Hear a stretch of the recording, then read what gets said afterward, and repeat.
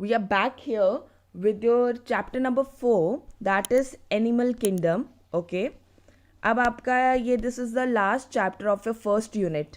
Okay, diversity of living organisms जो था उसका ये लास्ट चैप्टर है जो हम डिस्कस करने वाले हैं. ओके, चलिए पहले I talk something about animal kingdom. आपको एक नॉलेज दे दूं कि क्या हम पढ़ने वाले हैं क्या नहीं, so that then we can discuss the questions related to it. ठीक है, अब एनिमल किंगडम की बात करते हैं तो ये सबसे लार्जेस्ट किंगडम है अमंग द 5 जो हमने पढ़ा. ठीक है, प्रोटोजोन्स वगैरह जो हम पढ़ रहे थे, ठीक है, फंजाई वगैरह पढ़ा, एनिमल प्लांट किंगडम वगैरह, उनमें सबसे जो होती है विटेकर ने जो दी थी उसमें से सबसे बड़ी एनिमल किंगडम होती है. सिंपल बात करें तो ये मल्टी सेलुलर होते हैं. यूकैरियोट्स है मतलब इनका अपना न्यूक्लियस होता है. इनमें ये कुछ क्लोरोफिल, सेल वॉल्स एब्सेंट होती हैं. ठीक है, और इनमें कौन सा मोड होता है? हेटेरोट्रॉफिक मोड ऑफ न्यूट्रिशन है. क्या है? सिमिलर ही होता है, हेटेरोट्रॉफिक मोड ऑफ न्यूट्रिशन होता है, मतलब ये एक तरह का ये दूसरे पे ही डिपेंड रहते हैं अपने खाने के लिए. फाइन, सिंपल एज दैट, कोई प्रॉब्लम नहीं है. I hope so. चले आगे. Now I show you diagram related to animal kingdom. The animal की सेल वॉल पढ़ लेते हैं एंड देन उनकी क्लासिफिकेशन पढ़ेंगे फर्दर. ठीक है, लेट्स मूव. जब हम बेसिकली एनिमल सेल स्ट्रक्चर की बात करते हैं तो हमने पहले भी डिस्कस किया है ये इसके बारे में, राइट? तो इसमें क्या होता है आपको पता ही है. इसमें क्या होगा? न्यूक्लियस प्रेजेंट है, ये डिफरेंट टाइप्स के ये सारे के हैं, सेल ऑर्गेनल्स प्रेजेंट हैं. ठीक है, आपको दिख रहा होगा माइटोकॉन्ड्रिया है, smooth endoplasmic, ribosome, Golgi complex, microtubules, lysosomes, vacuoles, centrioles, ये सब क्या है? ये सेल ऑर्गेनल्स प्रेजेंट होते हैं. इसमें क्लोरोफिल जैसी चीज़ नहीं होती है. यूकैरियोट है मतलब इसमें न्यूक्लियस है, it is already showing. Fine, so this is your cell structure. आपको कुछ स्ट्रक्चर्स पता होने चाहिए. One of them is the animal cell structure. Fine, चलें आगे. देन अब आ गया हमारी क्लासिफिकेशन. अब जो हमारा एनिमल किंगडम की क्लासिफिकेशन है ना, वो कुछ बेसिस पे की गई है. Let's start with it. Okay, पहली है on the basis of level of organisation. तो on the basis of level of organisation उसको डिवाइड किया गया है सेलुलर और टिश्यू लेवल पे. ठीक है, उसके एग्जाम्पल दिए हुए हैं पॉरीफेरा. ओके, अब फर्दर सिमिट्री देखी गई है. On the basis of symmetry पहला है लेवल ऑफ ऑर्गेनाइजेशन.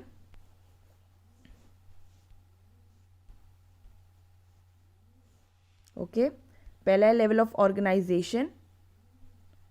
सेकंड है सिमिट्री. उसको रेडियल और बायलेटरल सिमिट्री में डिवाइड किया गया. तो रेडियल के एग्जाम्पल्स दिए हुए हैं. बायलेटरल में एसिलोमेट्स, सीडो सीलोमेट्स दिए हुए हैं.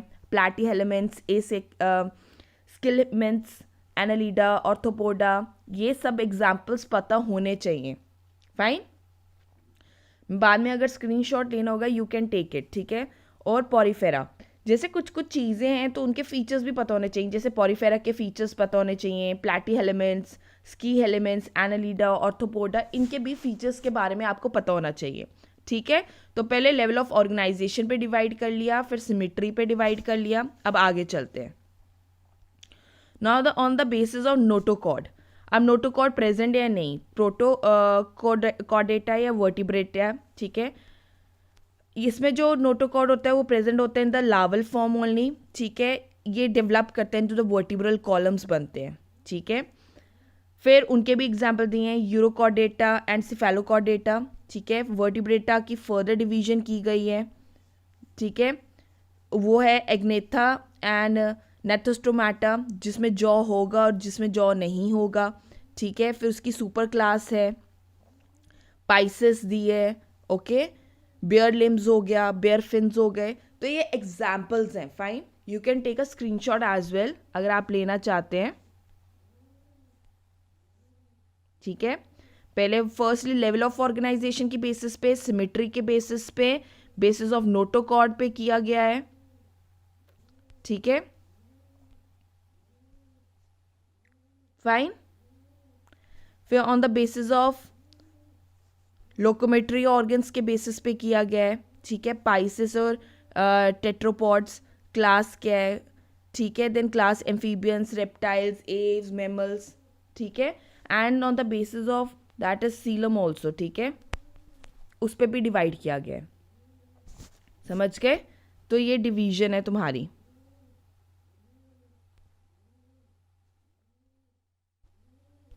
ये अगर मैं बात करूं सिंपल में, so this is the diagram you can go for. Germ layer की division, level of organisation, symmetry, development, coelom, segmentation, notochord के बेसिस पे किया गया है। ओके, जर्म लेयर है, डिप्लोब्लास्टिक है या या ट्रिप्लोब्लास्टिक है। लेवल ऑफ ऑर्गेनाइजेशन क्या है, उसमें सेलुलर, टिश्यू, ऑर्गन, कौन सा लेवल है, फाइन। देन आ गया सिमेट्री, एसिमेट्री है, रेडियल है, बायलेटरल है। नोटोकॉर्ड्स नॉन कॉर्डेटा है या कॉर्डेटा है। सेगमेंटेशन एक्सटर्नल इंटरनल आ गया। सीलम आ गया, एसिलोमेट, सीडोसिलोमेट आ गया, ये पता होना चाहिए। डेवलपमेंट डायरेक्ट है या इनडायरेक्ट है, ठीक है। सो you should know about it, fine. Next, अब क्लासिफिकेशन की गई है तो on the basis of body temperature कैसा होता है, उनका डाइजेशन कैसा है, सर्कुलेशन कैसी है, ओपन है, क्लोज्ड है, रेस्पायरेशन एनारोबिक है या एरोबिक है। ओके, ये कुछ चीज़ें आपको पता होनी चाहिए। इसमें मोस्टली आपको डाइजेशन और सर्कुलेशन के ही क्वेश्चंस हैं, so you should know about it. और उनका टेम्परेचर भी पता होना चाहिए। These are the 2-3 things you should know about it, fine. समझ के? तो इस तरह we have discussed about the classification part, और उन्हीं के अंदर हर एक जो ऑर्गेनिज्म आ रहा है उसी ऑर्गेनिज्म पे रिलेटेड क्वेश्चंस आएंगे, उनके करेक्टरिस्टिक्स पता होने चाहिए, फाइन। तो I think I am clear with it. एक आपको ब्रीफ मिल गया कि एनिमल किंगडम में क्या डिस्कस होने वाला है, ठीक है। चलिए अब स्टार्ट करते हैं। फर्स्ट क्वेश्चन कह रहा है, विच among the following is not the basis of classification in animalia? A. Segmentation, B. Symmetry, C. Mode of nutrition, or D. Level of organization. ठीक है, so your correct answer is C. Mode of nutrition. अब मैंने तुम्हें बोला, अब classify किया गया, सेगमेंटेशंस भी देखी गई, सिमिट्री भी है, रेडियल है या नहीं है, लेवल ऑफ ऑर्गेनाइजेशन भी देखी गई, सेल, टिश्यू। पर इसमें जो मोड ऑफ न्यूट्रिशन है उसको क्लासीफाई किया ही नहीं, क्योंकि सारे एनिमल्स का एक ही मोड है, that is heterotrophic, it is similar, तो इसलिए इनको फर्दर क्लासीफाई किया ही नहीं गया, ठीक है। So C is your correct answer, fine. चले next question. Which among the following is incorrect about the levels of organisations in animals? अब मैं हर एक जो क्लासिफिकेशन थी अब उस पे क्वेश्चंस आएंगे। पहला क्वेश्चन पता चल गया किस पे कितनी डिफ्रेंशिएशन की हुई है, ठीक है, क्लासिफिकेशन क्या है। अब हर एक चीज़ के बारे में पढ़ेंगे। पहला था लेवल ऑफ ऑर्गेनाइजेशन, जिसमें आपके टिश्यू सेल्स आते हैं, फाइन। अब देखते हैं कि क्या बोल रहा है। इनकरेक्ट क्या है इनमें से? Cell are organized in different ways to form the basic body in animals. Cellular level जो होता है ऑफ ऑर्गेनाइजेशन वो रेफर करता है cluster of cells that combine to form an animal body. Tissue level of organization refers to the way tissue combines to form organs, which in turn form animal body. In organ system level of organization, various organs of the system works to coordinate to have achieve a specific function.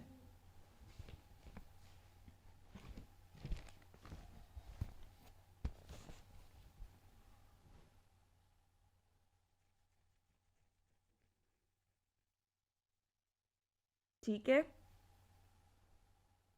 करें।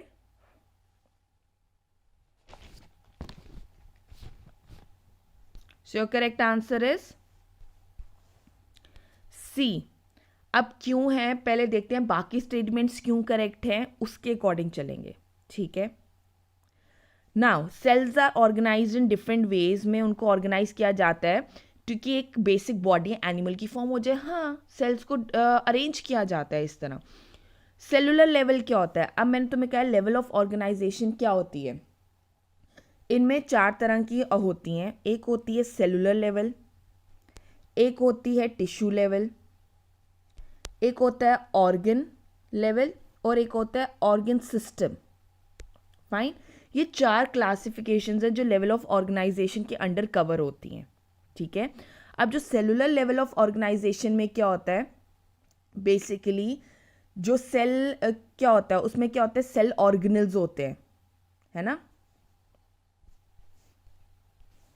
जो cell होता है, जो cellular level होता है, इसमें क्या होता है, सेल ऑर्गेनल्स होते हैं जो बेसिकली डिफरेंट फंक्शन परफॉर्म करते हैं। ठीक है, ये बेसिकली जो सेलुलर लेवल होता है ये क्या होता है, क्लस्टर ऑफ सेल्स ही होते हैं। ठीक है, जो परफॉर्म करते हैं डिफरेंट फंक्शंस। ठीक है, और इनमें क्या होता है, ये सेल ऑर्गेनल्स प्रेजेंट होते हैं। फाइन, नेक्स्ट आ गया टिश्यू लेवल ऑफ ऑर्गेनाइजेशन। ना जो टिश्यू लेवल ऑफ ऑर्गेनाइजेशन होता है और इसका एग्जाम्पल क्या है ये भी पता होना चाहिए। सेलुलर लेवल हो गया, इसमें जो अरेंजमेंट होती है सेल्स की वो क्या होती है, लूज होती है। क्या होती है, लूज होती है। और इसका एग्जाम्पल है स्पॉन्जेस।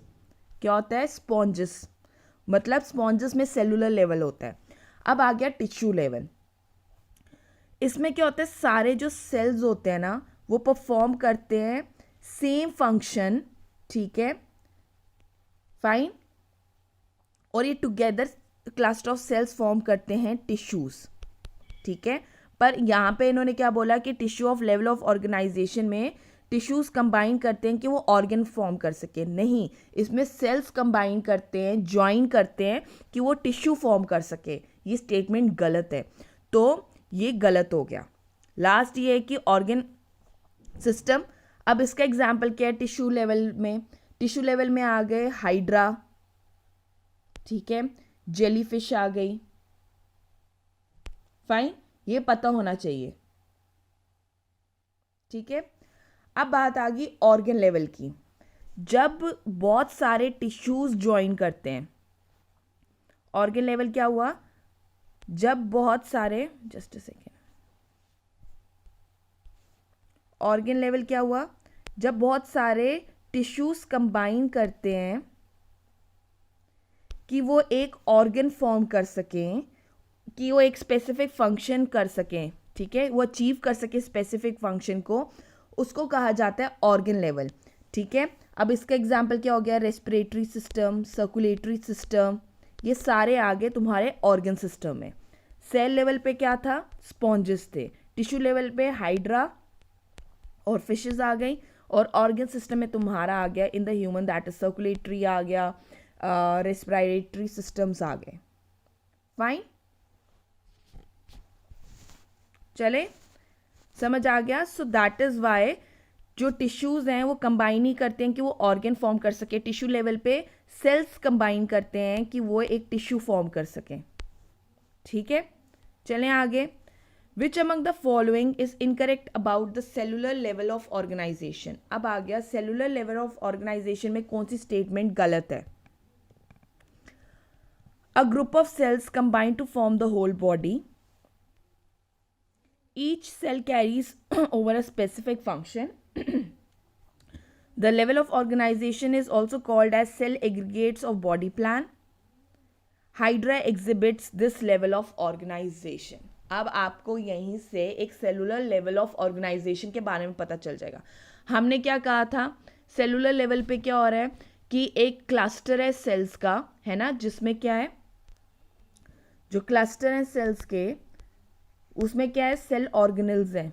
ठीक है, जो एक फंक्शन मतलब एक स्पेसिफिक फंक्शन कैरी कर रहे हैं या स्पेसिफिक फंक्शन अचीव कर रहे हैं। ठीक है, तो पहली चीज़ तो ठीक है कि ग्रुप ऑफ सेल्स हैं वो कंबाइन करते हैं कि वो होल बॉडी फॉर्म कर सके, दिस इज ट्रू। ठीक है, ये तो ट्रू है। Each cell carries over a specific function, हर एक सेल का अपना एक स्पेसिफिक फंक्शन होता है, this is also correct. Level of organisation को aggregate, cell aggregate of body plan भी कहा जाता है, this is also true. Fine, now last है hydra exhibits this level of organisation. मैंने अभी बताया कि सेलुलर लेवल का जो एग्जाम्पल है that is not hydra. Hydra जो है वो टिश्यू लेवल ऑफ ऑर्गेनाइजेशन का, टिश्यू लेवल का एग्जाम्पल है। Sponges is the example of cellular level of organisation. Sponges में सेलुलर लेवल देखा जाता है। So D is your incorrect answer. ठीक है, चले next. Which among the following is incorrect about tissue level of organisation के बारे में 4 दिए। नाउ सेल्स परफॉर्मिंग, देखते हैं कि इसमें क्या गलत है। Cells performing same function group together to form a tissue. हाँ, यही होता है कि सेल्स एक सेम फंक्शन करते हैं, परफॉर्म करते हैं और एक ग्रुप करते हैं कि वो टिश्यू फॉर्म कर सके। This is correct. Organs absent होते हैं, टिश्यूज में ऑर्गन नहीं होते हैं। ओके, सो ये भी करेक्ट है। Cells are specialise with division of labour. हाँ, this is also correct. Planaria exhibits this level of organisation. This is wrong. इसका एग्जाम्पल मैंने अभी बताया, हाइड्रा है। हाइड्रा एंड जेलीफिश है जिसमें tissue level of organisation take place करती है। Okay, so C is incorrect. So C is your correct answer. समझ गए? नेक्स्ट क्वेश्चन चलते हैं। Which among the following is incorrect about organ system level of organization. चलो देखते हैं इनमें से क्या गलत है।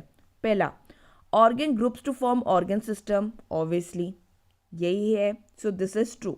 ठीक है, next, each and every organ system are specialize to form specific physiological activity करता है। हाँ, हर एक ऑर्गन का अपना अपना काम होता है। This is true.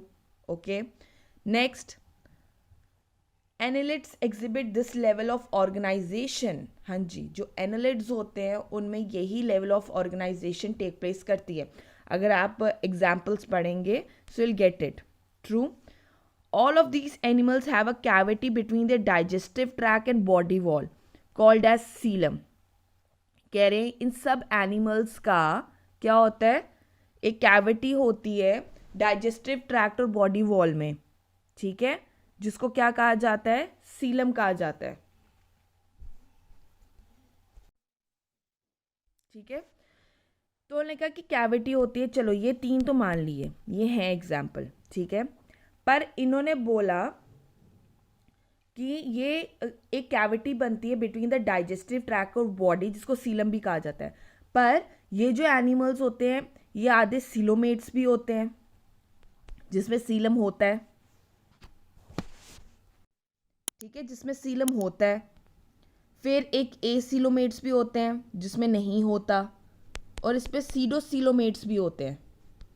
तो आप ये नहीं कह सकते कि इन ऑर्गेनिज्म में सिर्फ सीलम बनता है। नहीं, यहाँ पे 3 टाइप्स के होते हैं, सीलम, एसीलोमेट, सीडोसीलोमेट, जो फॉल्स अपीयरेंस देते हैं।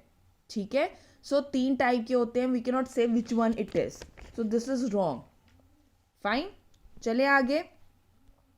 Which among the following is incorrect about circulatory system in different animals. अच्छा, अब देखो एनिमल्स में ना या तो ओपन सर्कुलेटरी सिस्टम होता है या तो क्या होता है, ओपन और क्लोज सर्कुलेटरी सिस्टम होता है। तो आपको ओपन और क्लोज सर्कुलेटरी सिस्टम के बारे में पता होना चाहिए so that you can answer about it. पहली बात यही आ जाती है ना। पढ़ लेते हैं, देन उसके बारे में हम जवाब देंगे। या पहले let me just give you an explanation about it. ठीक है, अब देखो सारे जितने भी हमारे मल्टीसेलुलर ऑर्गेनिजम्स हैं तो सबको क्या चाहिए, सर्कुलेटरी सिस्टम तो चाहिए। ठीक है, क्योंकि उनको ट्रांसपोर्ट करना होता है ऑक्सीजन और न्यूट्रिएंट्स। ठीक है, तो दिस इज इंपॉर्टेंट। फाइन, अब बात करेंगे ओपन सर्कुलेटरी सिस्टम की।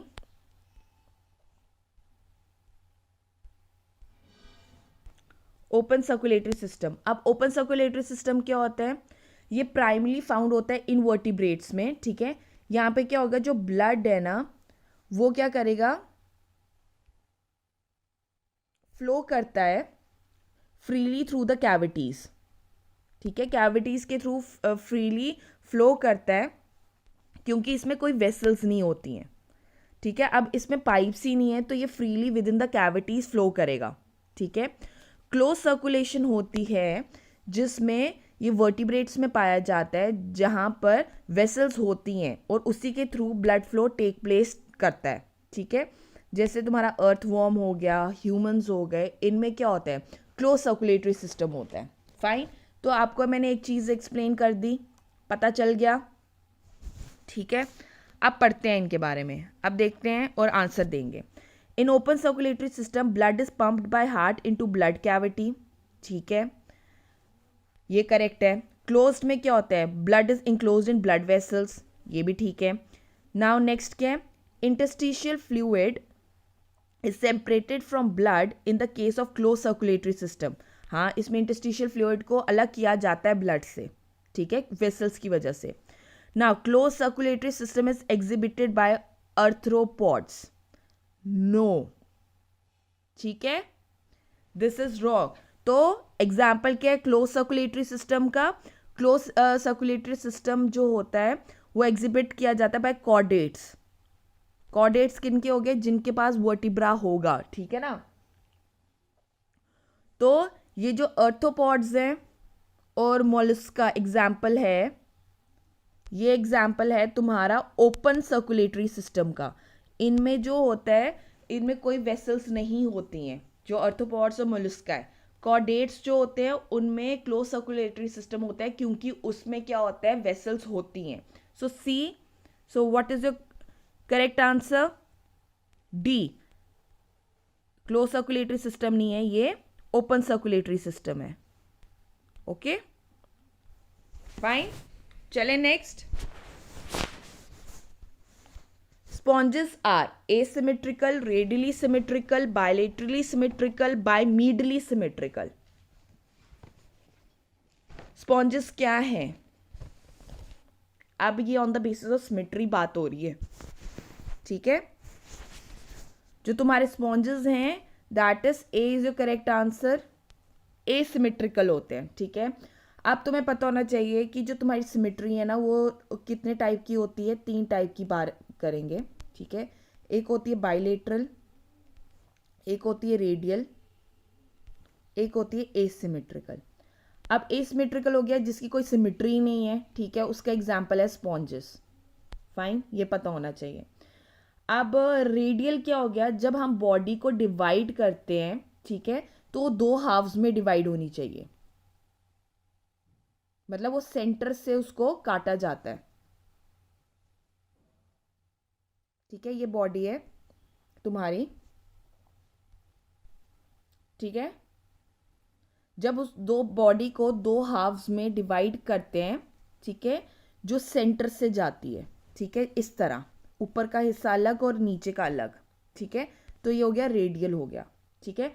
बायलेटरल सिमेट्री, इसमें एग्जांपल्स तुम्हारे आ जाएंगे रेडियल में, दैट इज टीनोफोर्स,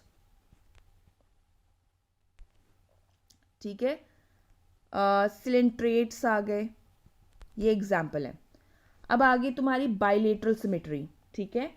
अब जब बायलेटरल हो गया, सिमेट्री हो गया, जब 2 हाफ्स में डिवाइड किया जाता है, मतलब लेफ्ट और राइट में, ठीक है, वो तुम्हारी आ गई बायलेटरल सिमेट्री। फाइन, तो ये 3 तरह की सिमेट्रीज होती हैं, ये आपको पता होना चाहिए, ठीक है। तो स्पॉन्जेस में कौन सी होती है, एसिमेट्रिकल होती है। So A is your correct answer. चले next. Which among the following is incorrect about the arrangement of cells in embryo, ठीक है। अब एम्ब्रोयो की बात हो रही है। सबसे पहली बात आपको पता होना चाहिए कि एम्ब्रोयो में भी 2 तरह की होती है, एक होती है डिप्लोब्लास्टिक, एक होती है ट्रिप्लोब्लास्टिक, ठीक है। 2 तरह की ऑर्गेनाइजेशंस होती हैं, ठीक है, you should know about that.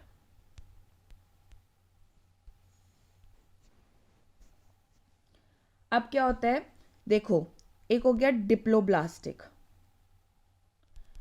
ठीक है। अगर ऑर्गेनिजम्स में 2 जर्म लेयर्स हैं, मतलब 2 ही जर्म लेयर्स हैं, दैट इज एक्टोडर्म और एंडोडर्म, ठीक है, तो वो डिप्लोप्लास्टिक होती हैं, ठीक है। तो इनका एग्जाम्पल आ गया नाइडेरियंस, टीनोफोर्स, ठीक है। ट्रिप्लोब्लास्टिक होता है जिसमें तीनों एम्ब्रोइक लेयर्स होती हैं, दैट इज एक्टोडर्म, एंडोडर्म और मीजोडर्म।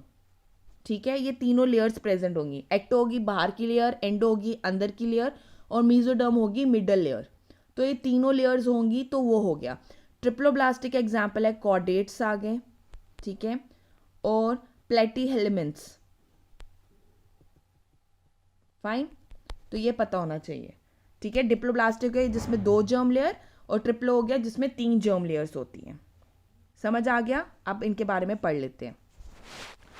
द वर्ड ब्लास्टेड, अब देखते हैं इनमें से क्या गलत बोला है। The word blasted derive its origin from the word blastula, which means a hollow ball of the cells formed during the early stage of embryo. This is correct. यही है, word blasted का मतलब यही होता है। Okay, next. Now, if the number of cells layers in blastula is 2 in number, ectoderm और endoderm होगा तो उनको डिप्लोब्लास्टिक कहते हैं, अभी पढ़ा, करेक्ट है। अगर 3 नंबर होंगे, एक्टोडर्म, मीजोडर्म और एंडोडर्म, उसको ट्रिप्लोब्लास्टिक कहते हैं, ये भी ठीक है। ओनली कहा in diploblastic organism mesoglea a well differentiated substance is present between endoderm and ectoderm. So this is wrong. जो डिप्लोब्लास्टिक ऑर्गेनिज्म में जो मीजोग्ली होता है बेसिकली, ठीक है, वो वेल डिफ्रेंशिएटेड नहीं होता, वो अनडिफ्रेंशिएटेड सब्सटेंस होता है। देखो, एक वर्ड से आपका पूरा सेंटेंस चेंज हो गया। जो मीजोग्ली प्रेजेंट होता है वो अनडिफ्रेंशिएटेड सब्सटेंस होता है जो एंडोडर्म और एक्टोडर्म के बीच में प्रेजेंट होता है। So which is your correct answer? D. ठीक है, चले next. Mesoderm give rise to A. muscular tissue, B. central nervous system, C. urinary bladder और D. skin। पहले जान लेते हैं, फिर मैं तुम्हें इनके बारे में एक्सप्लेन भी कर दूंगी। 3 जर्म लेयर्स होती हैं, उनका क्या आंसर है, ठीक है। सो your correct answer is A. Muscular tissue. ठीक है, पता चल गया। चलिए, अब जो तुम्हारी जर्म लेयर होती है कितने टाइप की होती है हमने पढ़ा है, सबको पता है। एंडोडर्म है ना, एक्टो और मीजो। मिडल लेयर है, आउटर लेयर है और ये इनर लेयर है। तीनों के बारे में इतना पता चल गया है ना। अब जो एंडोडर्म की बात करें, सबसे पहले अंदर वाली लेयर की बात करते हैं। जो एंडोडर्म लेयर होती है, ये क्या होती है? इंटरनल लाइनिंग होती है ऑफ द बॉडी।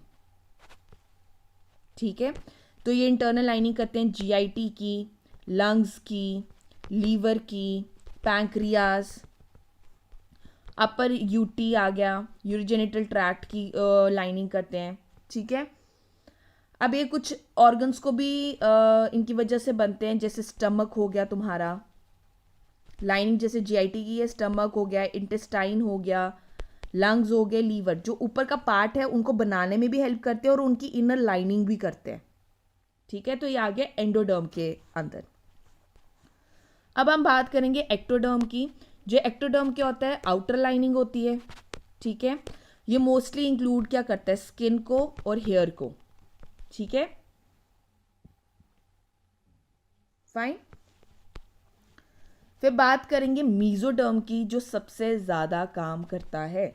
मीजोडर्म जो है तुम्हारी मिडल लेयर है, जो मोस्टली सब बनाता है। ठीक है, your heart, your muscle organs, your genital tract आ गया, बोन्स आ गई, बोन मैरो आ गई। ठीक है, so it depends on that. ठीक है, तो जब मीजोडर्म की बात की गई है, स्किन तो हमारा क्या बनाता है? एक्टोडर्म बना देता है। ठीक है, सेंट्रल नर्वस सिस्टम जो है ये भी एक्टोडर्म ही बनाता है। ठीक है, यूरिनरी ब्लैडर भी हमने बात की, किसने बनाया है? About that endoderm. तो मस्कुलर टिश्यूज हैं जो मीजोडर्म बनाते हैं। सो A is your correct answer.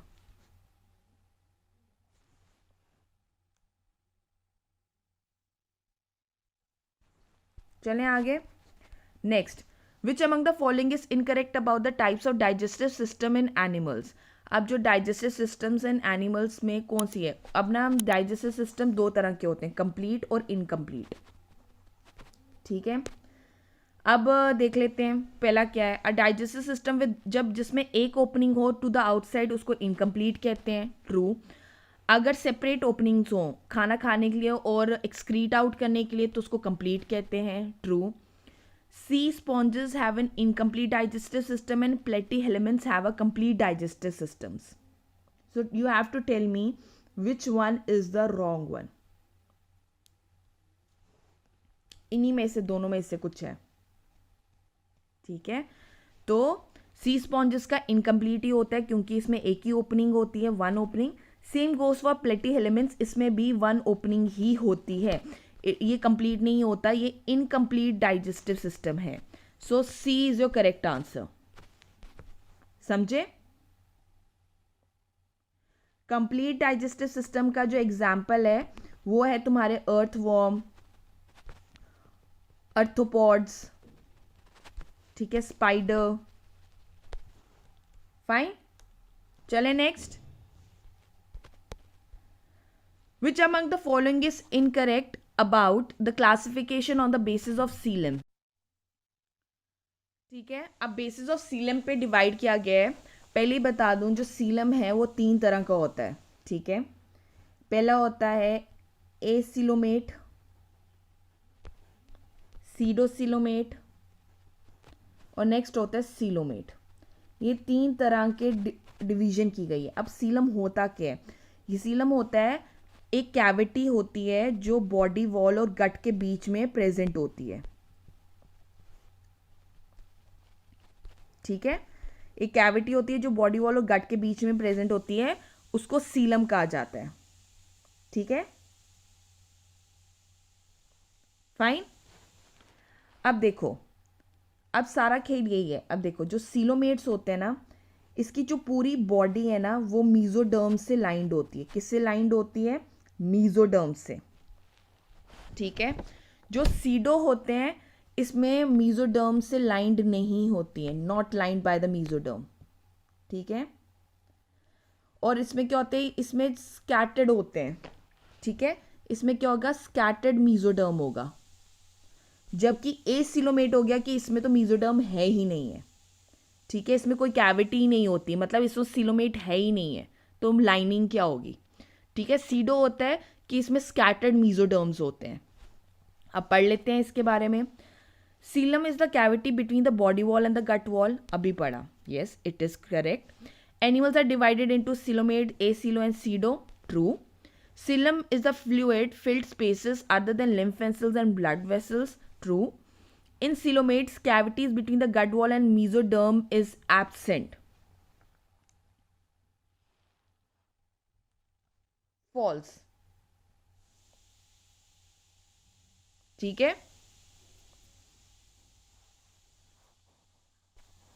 ठीक है। अभी हमने पढ़ा जो सीलोमेट्स में जो मीजोडर्म है वो प्रेजेंट होता है, ना कि एब्सेंट होता है। सीडो में भी प्रेजेंट होता है पर वो स्कैटर्ड होता है मीजोडर्म, और एसिलोमीड्स में तो एब्सेंट होता है, जबकि सीलोनी एसिलोमीड्स में मीजोडर्म जो होता है वो एब्सेंट होता है। So D is your correct answer, ठीक है। चले next.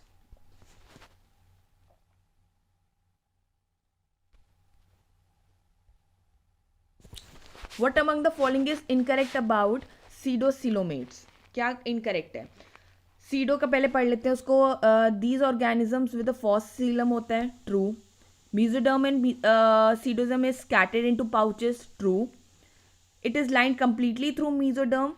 Nematodes are the examples of pseudocoelomates, ठीक है। कंप्लीटली लाइंड नहीं होता, वो पार्शली लाइंड होता है। अभी हमने बात की ना कि वो स्कैटर्ड फॉर्म में होता है ना, स्कैटर्ड होता है, तो ये पार्शली लाइंड होता है। जो मीजोडर्म है ये कंप्लीटली लाइन नहीं होता। So this one is the wrong one. Nematodes are example of pseudocoelomates. This is true, ठीक है। So your correct answer is C. चलें आगे। Which among the following is incorrect about coelomates? चलो, coelomates को eucoelomates भी कहा जाता है, true. Body cavity is lined by mesoderm, true. internal organs are suspended in coelom and it is attached to peritoneum. True or false? True. ठीक है. Porifera is the best example of coelomates. Pseudo का example पता चल गया, nematodes, है ना. So what is an example of this? इसका example हो गया जैसे हेमिकॉर्डेट्स, कॉर्डेट्स, एनिलिड्स, आर्थ्रोपॉड्स, ये सब एग्जाम्पल हैं सीलोमेट्स के. ठीक है, पॉरीफेरा नहीं है. Fine. So D is your correct answer. चले next. Notochord is formed by. Notochord किससे बनती है? मीजोडर्मल सेल से, एक्टोडर्मल, एपिडर्मल या एंडोडर्मल सेल से? जो तुम्हारा नोटोकॉर्ड है वो बनता है ए मीजोडर्मल सेल से. फाइन. जो नोटोकॉर्ड होता है ये फ्लेक्सिबल रॉड लाइक स्ट्रक्चर है. ठीक है, जो डिराइव्ड होता है मीजोडर्म से. ठीक है, और ये mostly dorsal side of the embryonic development में पाया जाता है. ठीक है, जिन एनिमल्स के पास नोटोकॉर्ड होता है उसको कहा जाता है कॉर्डेट्स, और जिन एनिमल्स के पास नोटोकॉर्ड नहीं होता उनको बोला जाता है नॉन कॉर्डेट. ठीक है, ये पता होना चाहिए. फाइन. चलें आगे. Next. Which among the following is coelomate bilateral and has organ system level of organisation? Hemichordates, aschelminthes, coelenterata या प्लेटीहेलेमेंट्स? ठीक है, कौन सा सीलोमेट है, बाइलेटरल है और organ system level of organisation है? Your answer is hemichordates. Okay, next चले. Opening on the upper side of spongocoel is called as osculum, cnidoblast, spicules या ऑस्टिया. अब ये जो स्पॉन्जोसील है ये तो पहले पता होना चाहिए किसका एग्जाम्पल है. ये दिया है इनोपोरीफेरा फाइलम के बारे में हम पढ़ रहे हैं. ठीक है, ये पता होना चाहिए. Fine. I think your time is almost over.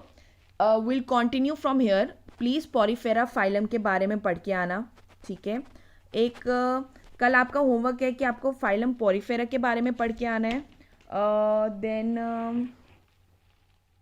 Different phylums होंगे about the phylum vertebrata. This is an important.